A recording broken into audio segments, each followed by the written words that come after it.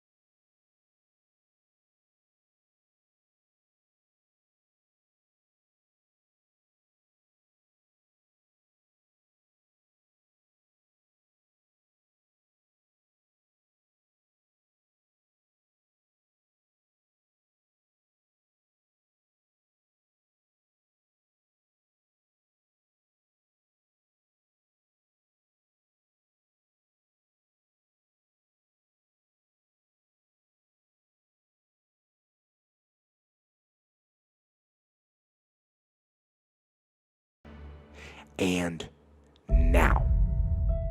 Every one of us who's a goal achiever sets goals, but very few people think about the obstacles that are there and them overcoming the obstacles.